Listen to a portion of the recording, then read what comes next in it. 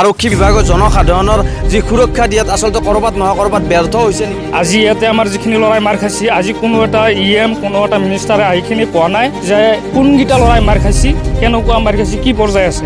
বডিত কিবা যদি ঘাঁ হয়, এই ঘাঁটো যদি মই যদি খুচৰি থাকোঁ, তাৰ পৰা বেছি তেজহে ওলাব।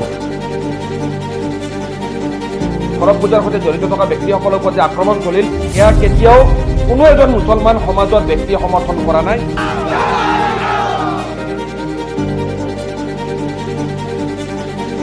11 এপ্ৰিল সন্ধিয়া 5মান বজাত মই বৰ্তমান যোনটো অঞ্চলত আছো সেয়া হ'ল 2 নং ৰৌমাৰী গড়েশ্বৰত। এই ৰাস্তাটোৰে 7জন সন্যাসী চৰক পূজাৰ দান দক্ষিণা লৈ বিচাৰি ঘূৰি ফুৰিছিল আৰু তেওঁলোকে দান দক্ষিণা লৈ এই ৰাস্তাটোলৈ তেওঁলোকে ঘৰলৈ উভতনি যাত্ৰা কৰি আছিল। সেই উভতনি যাত্ৰাৰ সময়ত আজিম আলী বুলি এজন ব্যক্তিৰ লগত মতানৈক্য হয়। তাৰ পাছত পৰিস্থিতি ইমানেই ভয়াৱহ হয় যে আজিম আলীৰ ঘৰটো আপোনাৰ কিছু অচিনাকি দুৰ্বৃত্তই অগ্নিসংযোগ কৰে। বৰ্তমান সেই ঘটনাটোৰ লগত জড়িত পিতা পুত্ৰ চান মহম্মদ আলী আৰু আজিম আলীৰ লগতে আৰু 5জন অচিনাকি দুৰ্বৃত্ত যিয়ে সেই ঘৰটোত অগ্নিসংযোগ কৰিছিল বুলি আৰক্ষীয়ে সন্দেহ কৰিছে, তেওঁলোকক কিন্তু আৰক্ষীয়ে বৰ্তমান এৰেষ্ট কৰিছে। আৰু বৰ্তমান এই অঞ্চলৰ পৰিস্থিতি হ'ল এনেকুৱা, আপোনালোকে মোৰ পিছফালে দেখিব যে আৰক্ষী মোতায়েন কৰা হৈছে, ৰেপিড একশ্যন ফ'ৰ্চ আছে আৰু কিছু কামাণ্ডো ইয়াত দেখা যায়। মই ইয়াতে থকা আৰক্ষী লোকসকলৰ লগত কথা পাতিম। দাদা, বৰ্তমান পৰিস্থিতি কেনেকুৱা, জাষ্ট সেইটোৱে ক'লে হ'ল। নাই, নিউট্ৰেলত হৈ আছে বৰ্তমান পৰিস্থিতিত প্ৰব্লেম নাই। শৰৎ পূজাৰ সৈতে জড়িত থকা যুৱক কেইজনক যে চান মহম্মদ আলী আৰু আজিম আলী নেতৃত্বত যে আক্ৰমণ কৰা হ'ল, এই ঘটনাক আমি ABMC ইতিমধ্যে গৰিহণা জনাইছোঁ। ধৰ্মীয় কাম কাজত ওলাই যোৱাৰ পিছত কিবা সংঘাতৰ পৰিণতিত এই যুৱকসকলক যে মাৰপিট কৰিল, শৰৎ পূজাৰ সৈতে জড়িত থকা ব্যক্তিসকলৰ ওপৰত যে আক্ৰমণ চলিল, এয়া কেতিয়াও কোনো এজন মুছলমান সমাজৰ ব্যক্তিয়ে সমৰ্থন কৰা নাই। আৰু আপোনালোকে নিশ্চয় এইখিনি কথা গম পাইছে যে যোৱাকালিৰ দিনটোতে সেই অঞ্চলৰ স্থানীয় সংখ্যালঘু মুছলমান ৰাইজে চান মহম্মদ আলী আৰু আজিম আলীক তামোলপুৰ আৰক্ষীক কৰায়ত্ব কৰি হস্তান্তৰ কৰিছে বা গতাই দিছে। আন্ধাৰৰ সুযোগ লৈ একাংশ দুষ্কৃতিকাৰীয়ে উক্ত সংঘাতৰ ঘটনাত লিপ্ত থকাৰ অভিযোগত অভিযুক্ত চান মহম্মদ আলীৰ বাসগৃহত আক্ৰমণ কৰে। পৰিস্থিতি নিশাৰ ফালে ইমানেই ভয়াৱহ ৰূপ ধাৰণ কৰিলে যে চান মহম্মদ আলীৰ ঘৰ, যিজন আজিম আলীৰ পিতা, তেওঁলোকৰ ঘৰত অগ্নিসংযোগ কৰিলে কিছু অচিনাকি দুৰ্বৃত্তই। মই বৰ্তমান আছোঁ চান মহম্মদ আলীৰ ঘৰত। মই আপোনালোকক দেখাব বিচাৰোঁ যে এয়া আপোনালোকে দেখিছে যে কেনেকৈ এইখন বাইক এখন আছিলে, এই বাইকখনত অগ্নিসংযোগ কৰা হ'ল আৰু বৰ্তমান এই ঘৰখনৰ পৰিস্থিতি হ'ল এইটো। আৰু ইয়াৰ স্থানীয় লোকৰ পৰা গম পাইছোঁ যে দুয়োজন লোক, চান মহম্মদ আলী আৰু আজিম আলী, কিন্তু আৰক্ষীয়ে গ্ৰেপ্তাৰ কৰিছে। আৰু তেওঁলোকৰ যিসকল পৰিয়ালৰ লোক বৰ্তমান এই ঘৰটোত কোনো উপস্থিত নাই।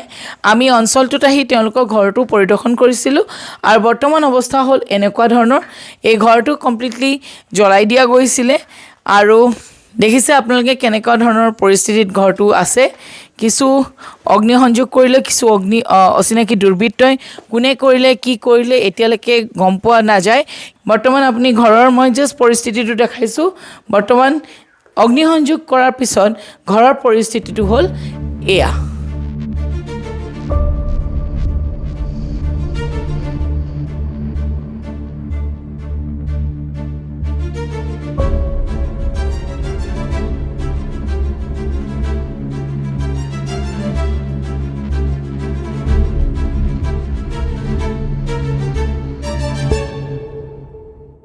আজিলৈ চাওক, তাতে যিটো জাগাত ঘটনা হ'ল, তাতে আমাৰ কিবা এই আক্তাৰা বাইদেউ পৰ্যন্ত আহি গ'ল।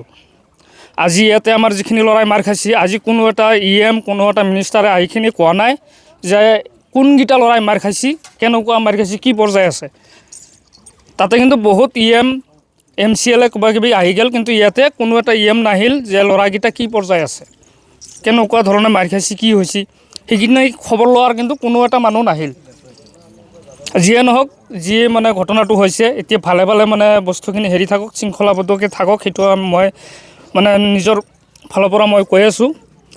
কিন্তু এনেকুৱা ঘটনা যাতে আৰু কোনোদিন হ'ব নালাগে। ধৰ্মৰ ওপৰত আঘাত যদি মানে কোনো জেগাত নহয়। সৰু এটা যিটো মিছ আণ্ডাৰষ্টেণ্ডিঙৰ কাৰণে যিটো এটা ঘটনা হৈ গ'ল, এই ঘটনাটোৰ কাৰণে এই জাগাটোও যেন বা এই অঞ্চলটো যেন জগৰীয়া হৈ নাথাকে। একচুৱেলি মই ভাবোঁ মই বিশেষকৈ ভিতৰীয়াভাৱে মই যাব নিবিচাৰোঁ, কাৰণ সকলোৱে গম পায় ঘটনাটো কি হৈছিলে। কাৰণ আমি জানো আমাৰ বডিৰ কিবা যিটো ঘাঁ হয়, এই ঘাঁটো যদি মই খুচৰি থাকোঁ তাৰ পৰা বেছি তেজহে ওলাব। মই ভাবোঁ যে যি মিছ আণ্ডাৰষ্টেণ্ডিং হৈ গ'ল, আমাৰ প্ৰশাসনৰ বিষয়াসকলে তাতে আছে, মই জানিছোঁ, খবৰ পাইছোঁ যে তাতে 144 হৈ আছে এতিয়া। মই ভাবোঁ যে হয় আমাৰ যিটো বিভিন্ন ধৰ্মৰ মানুহ আছে, কিবা এটা মাজত মিছ আণ্ডাৰষ্টেণ্ডিং হৈ যায় কেতিয়াবা। তো এই সৰু এটা মিছ আণ্ডাৰষ্টেণ্ডিঙৰ কাৰণে ইমান এটা ডাঙৰ এটা ঘটনাটো হোৱাটো মই নিবিচাৰোঁ। যি হৈ গ'ল আৰু ফাৰ্ডাৰ যেন এনেকুৱা নহয়। যি আমাৰ আৰক্ষী বিভাগ আছে, আৰক্ষী বিভাগৰ জনসাধাৰণৰ যি সুৰক্ষা দিয়াত আচলতে ক'ৰবাত নহয় ক'ৰবাত ব্যৰ্থ হৈছে নেকি? নিজৰ মাজতে ভাতৃঘাতী সংঘত মানে লগোৱাৰ কাৰণে, সাম্প্ৰদায়িক সংঘৰ্ষ লগোৱাৰ কাৰণে তৃতীয় পক্ষ জড়িত হ'ব নোৱাৰাৰ কাৰণে আচলতে আমি SP-ৰ লগত যোগাযোগ কৰিলোঁ। SP মহোদয়ে বাৰে বাৰে আচলতে আমাৰ লগত সঘনাই যোগাযোগ কৰি ফ'ৰ্চ দি পেলাই তাত এটা শান্তিৰ বাতাবৰণ আহিছে। কিন্তু আমি এটা কথা স্পষ্ট কৰি দিওঁ যে কোনো পক্ষই এই সমগ্ৰ ঘটনালানিক যাতে সাম্প্ৰদায়িক ৰহন নাখানে। এয়া আমাৰ ABMC আৰু অল BTR বাঙালী যুৱ ছাত্ৰ ফেডাৰেশ্যনৰ যৌথ আহ্বান।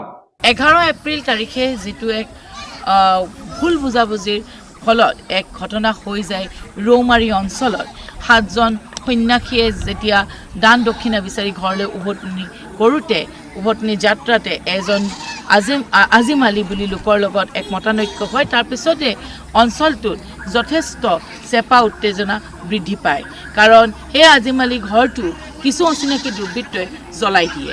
কিন্তু বৰ্তমান আজি মই য'ত উপস্থিত আছোঁ সেয়া হ'ল গড়েশ্বৰৰ ৰৌমাৰী অঞ্চলতে। আৰু আজি 13 তাৰিখে 11 বজাত ইয়াত জিলা প্ৰশাসনৰ লগতে স্থানীয় ৰাইজৰ লগতে আৰু বিভিন্ন সংগঠনৰ এক শান্তি সভা অনুষ্ঠিত হৈ যায়। সেই শান্তি সভাৰ জৰিয়তে স্থানীয় বাসিন্দাৰ লগতে বিভিন্ন দল সংগঠনে ৰাইজক আহ্বান জনাইছে যাতে এই অঞ্চলত শান্তি ঘূৰি আহে। মই আফ্ৰিদা হুছেইন, কেমেৰা পাৰ্চন শ্যামলৰ লগত, ৰৌমাৰী, গড়েশ্বৰ।